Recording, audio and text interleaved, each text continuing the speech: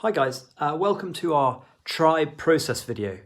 This is trying to explain what is so special about our group, our tribe, our family that is Bluebird Care.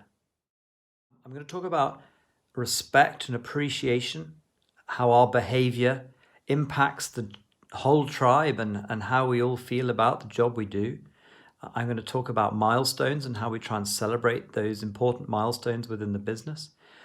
Then I will talk about how we share our vision, share the vision of the management team of where the business is going and why that's important to everyone in the business.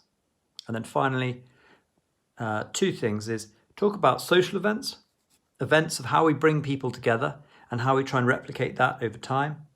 And then finally about data. A lot of things in every part of our business has data. How we try and make sure that we are on top of what we're doing, that we're doing enough of it. It's kind of our revometer or our speedometer for the business. So why is culture, why is tribe, why is this important to us? People work for money. Sure, they do work for money, but they work happy for more than that. People skip to work with a smile on their face if they have meaningful work.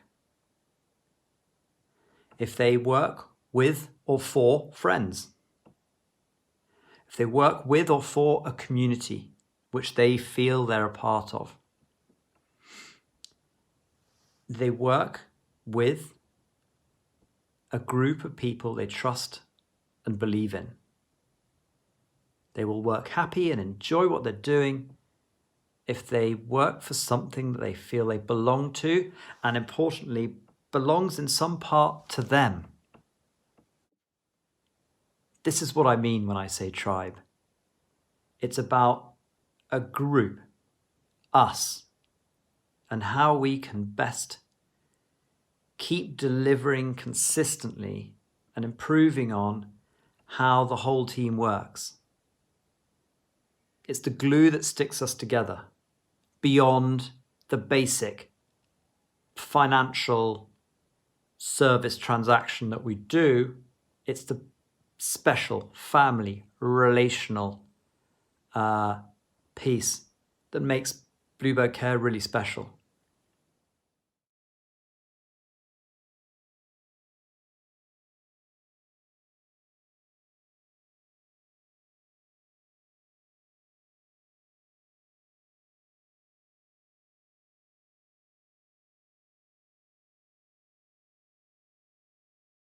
We need everyone in the service, in the business, in the tribe to say 6 things. There and thereabouts. It is, I feel respected.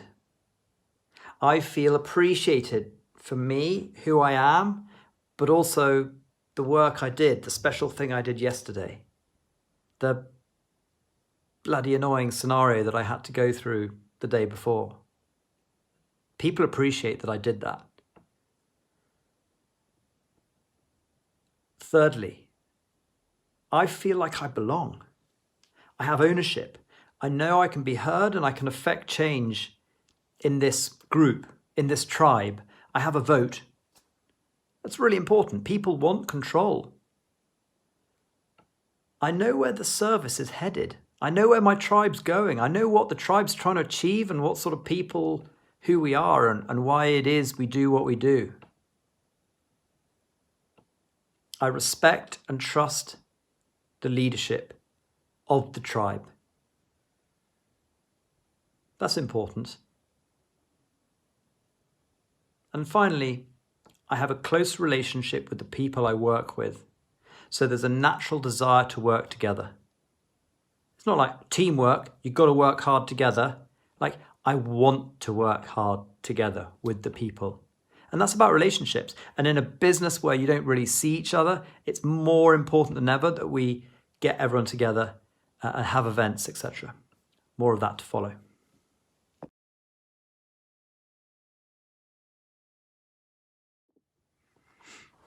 Respect and appreciation. how do we show consistently respect and appreciation to each other and the whole team? Here's a couple of ideas. The first thing is leadership and behavior. If you're in a role of leadership, it's up to you to show how we should all behave. So try and repeat it as often as possible, and then the rest of the team will follow with you. What's difficult about respect and appreciation is it is very important, and everyone understands and agrees that, but it's never urgent. And it is when other things are very urgent that you need to show as much respect and admiration. The covering of visits at 9 o'clock tonight, or making sure that the complex customer has the correct medication which needs to be picked up before 4 o'clock today and get to the customer before 6, they're all urgent and important. But the very, very important appreciation and respect thing is often left behind. So just if we can all try and add value or peg a value to respect and appreciation as much as those super urgent things,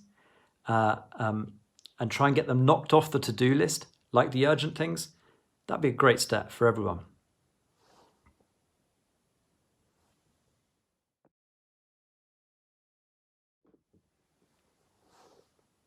The Care Team Council.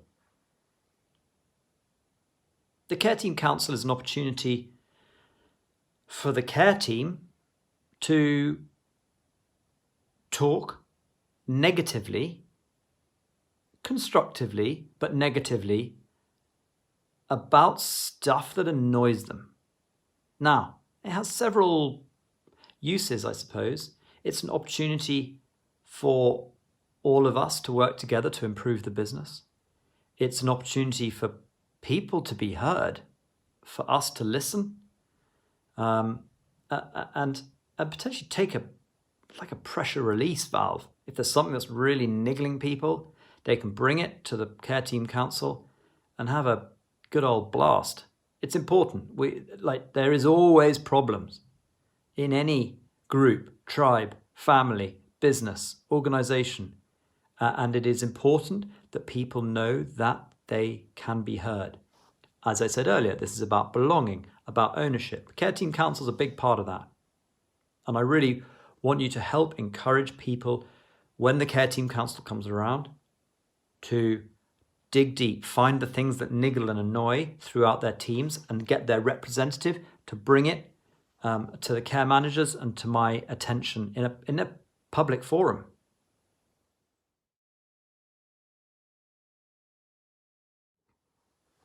The £10 text. Man, I bang on about this, but the £10 text is a simple concept. You're thinking a nice thought. Thought bubble. Nice thought up here. How nice that she did that for us. How nice that she did that for her customer. How nice that he made the effort to do that extra thing for the other member of their team. Spend 5 seconds tapping out a text to that care worker, to that office team member, to say thank you. Why £10? That 5 seconds to send the text cost you nothing. But it feels like someone just slipping you a tenner in the street and going, hey, I thought you needed a tenner. It feels good, but it cost you nothing. And everyone loves a freebie.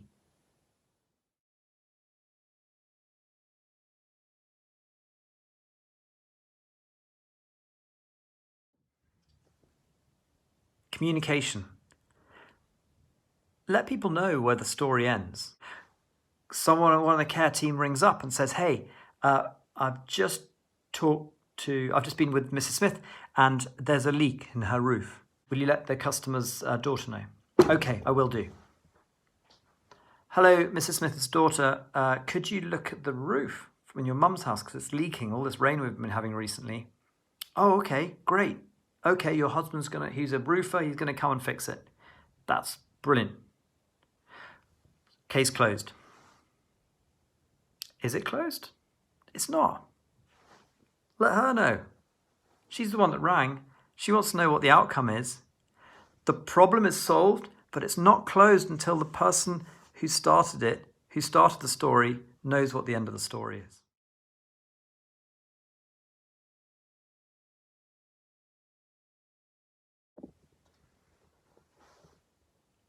Show your appreciation by sending cards, thank you cards, by sending flowers, by sending gifts to people. Please don't hold back on these things because of the monetary value or the cost of the gift. It is the thought that counts. The biggest cost to the tribe and to the team is your time. And the individual who receives them knows that. So put time and thought, please, into the card, into the flowers. Please buy the £2.50 card, but get everyone in the office to sign it, as many people are there. Get flowers that the individual really likes. Spend a bit of time working out what it is. Put the thought in. And one small thing is when you're sending a card, don't put it through the franking machine. Put a good old-fashioned stamp, cheeky little picture of the Queen on it, and obviously handwrite everything in it.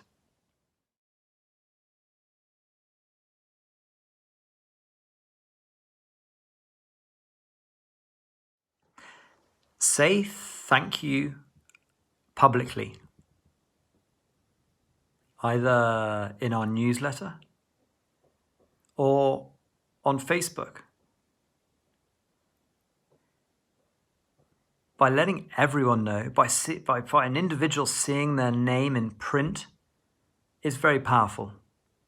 And it is a very nice public pat on the back. So the newsletter, I'd like to see a huge amount of names in there. It's an excuse to get names in print of saying thank you. But that takes a lot of recording. So if there are thank yous to be done or thumbs up, etc., you in each office need to have a process of writing down all the people who've done lovely things. All right, so that when it comes to newsletter time, all those lovely things can be put together. Equally, Facebook. Hey, nothing better than someone going, oh God, how embarrassing, they've said thank you on Facebook. And then all their friends who haven't seen for years tag and hearty, thumbs up, likey, comment, etc., and share with their friends.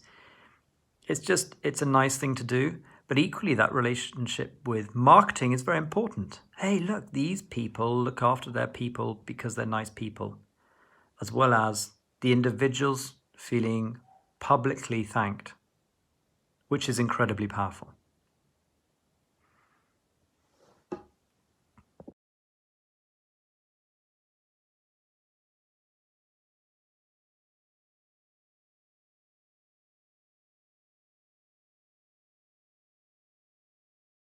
The next piece is about celebrating important work milestones that give a real value to the individual and their relationship with the tribe. I suppose you could call it a ritual. Why is it important? Have you ever arrived at an airport, come home, and felt a little disappointed as you walked out, having picked up your bags and walked out through arrivals, and there's all the sort of taxi guys with the names written, Alan, Smith, and people running up say, welcome home. And you know no one's picking you up, but you just feel a bit disappointed. We mustn't let anyone feel at all disappointed when they might have an expectation of excitement.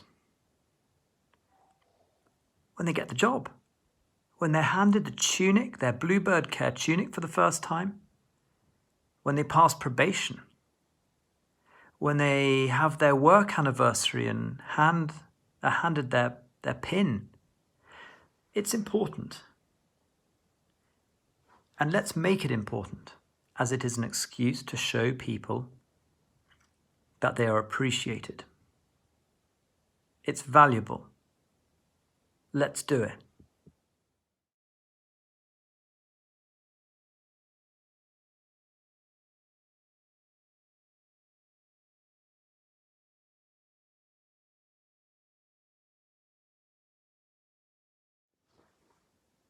Then we move on to the vision, the identity, the direction, the flavor of the tribe. Who are we? Why are we doing what we're doing? Where are we going? And how are we going to get there? By having a vision and sharing the vision, it allows us focus. It gives us clarity. It allows everyone in the service, everyone in the tribe, to know where they're going. Now, you know I like an analogy, and if you think of everyone, 150 or so people within our tribe have a long piece of rope, different lengths, tied to the front of a 20-ton truck.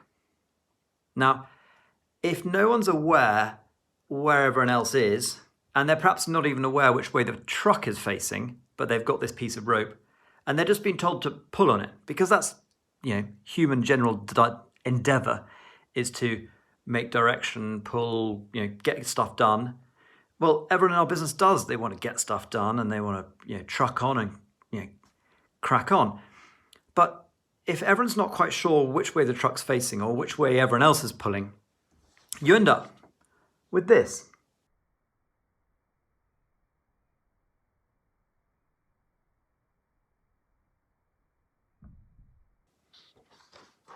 Now, the problem is that truck ain't going anywhere. And if you let everyone know where you're headed, if you let everyone know why you're headed in that direction, so they believe in that direction, then everyone starts pulling in roughly the same direction. Now, the net effect of that is that truck starts to move, and you can do extraordinary things with a group, a tribe of people, if everyone, how much they have strength they have, or how much little strength they have, if everyone's pulling, adding their little bit to the same direction and the same velocity, you can achieve extraordinary things. The benefit isn't just for the whole tribe. It helps the management team. It helps me. It helps everyone stay on track. We can all get distracted by the drama of this week, this month, the drama of, for example, COVID. We can be distracted by exciting opportunities to branch out here or there. But by knowing who we are, why we're doing what we're doing, and where we've said we were going to go, we can make much better decisions. Not get distracted and keep on the same path over a longer period. So you don't get short-term thinking. You get long-term thinking. You get everyone on board with that direction, helping you in your challenge. And then there's a consistency for everyone. And that ties right into communication, is that if you got this vision of what you're doing, you need to communicate it. Everyone within the tribe needs to know. They need to feel it. They need to be able to taste that flavor of the business. And the way to communicate it is by being really consistent and persistent. Just keep telling people about it. Keep talking about it. Keep using those words. Keep talking about our values. Keep talking about why we do what we do. Talking about happy and safe customers, and making sure that we have happy staff to deliver that. Then everyone starts to understand. Everyone starts talking it, feeling it, and believing it. And then the truck starts rolling really fast.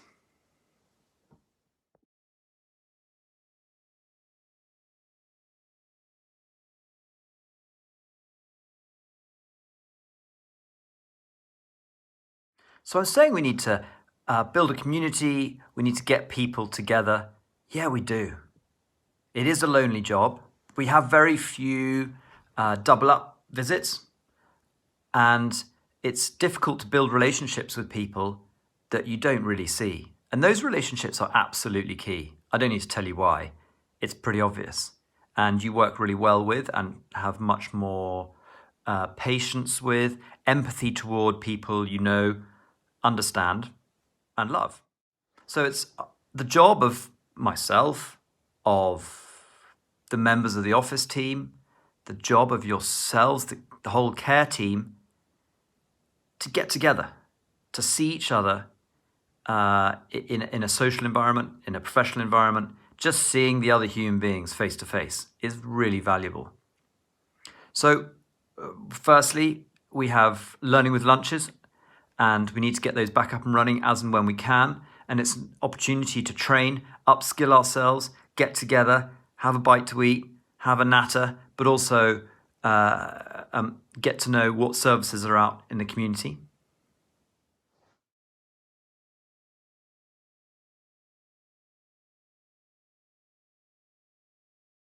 Customer events, an opportunity for us to do something special for our customers as a group. Customer Christmas parties, summer parties, the teamwork involved in things like the Plymouth Christmas presents for customers. It's really cool.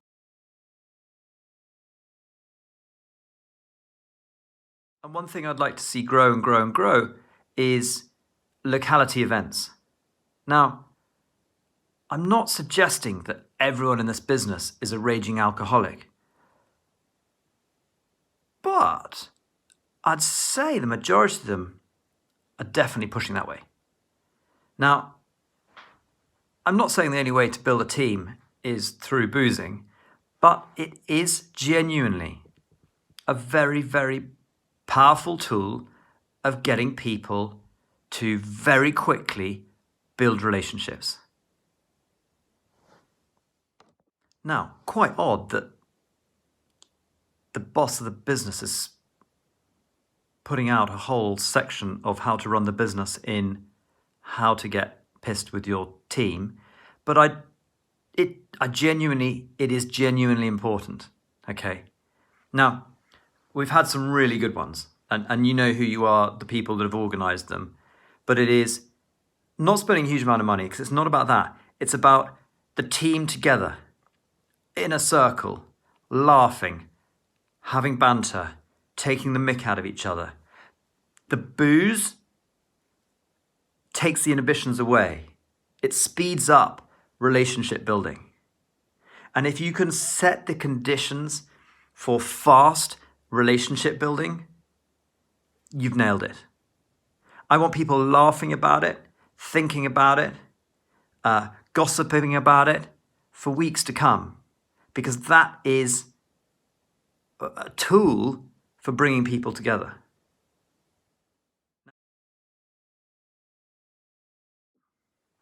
So we're one step away from the conclusion of the whole tribe process. And the last piece here is about data and reporting, to make sure that we hold our own feet to the fire, to make sure we are delivering as a group on all the things we've said we're going to do. Hey, it's easy to come up with great ideas. Like, that's the easy bit. It's about delivery. And that's pretty easy, delivering the first time and the second time, but it's delivering it consistently over time.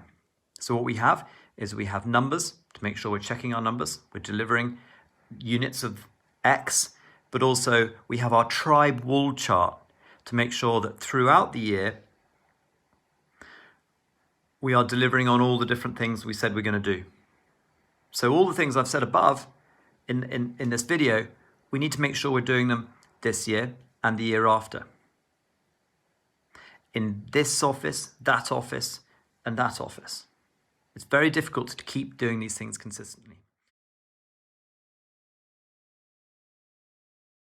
So the tribe wall chart is a list down one side of all the things we're going to do throughout the year. And if you focus in, you can see, for example, the Care Team Council. I'm going to run it with the registered manager twice a year. You can also see locality social events. minimum of 2 a year, with a budget per head through the year of 50 quid per head of the people within your locality.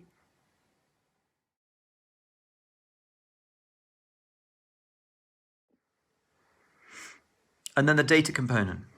We've got the staff happiness, cards and flowers, and quarterly events. Now, those three things are the metrics, are the quantifiers of success of the tribe piece within this business. Cards and flowers. It is super easy to forget them, especially when you're busy, but it is a very good metric of how the people in the team are thinking about others.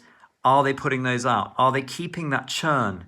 Is there a tin with the stamps in it, with the cards in it? Is someone running it? Is one person taking ownership of it?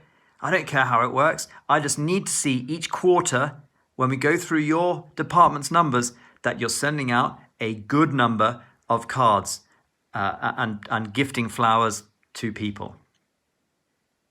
Quarterly events per head. How often are individuals in your care teams brought together to socialize?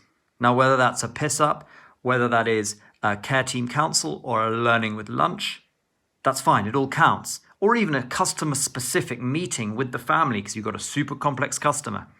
Yeah, it's very professional oriented, but it's an opportunity to bring people together. Now, all of those count for your quarterly events per head. Now, it's important you all understand this because then you can work to help your care managers, your registered managers, to achieve a good number. Events per head in the quarter. So in a 3-month period, how many times did you have let's say three or more members of the team coming together in a semi-social environment? Even if there's a professional context, were they chatting? Did they have a cup of tea together? Did you put lunch on for them? Treat them well, get them together, build those relationships to help build the tribe. And if we build the tribe, our happiness, the happy score goes up. And each quarter, we will look at staff happiness. 5 questions to each member of your team, the office team, the care team, and that'll give us a percentage happiness score. And if we have happy staff, we know that this tribe will have done its job because we will have happy and safe customers.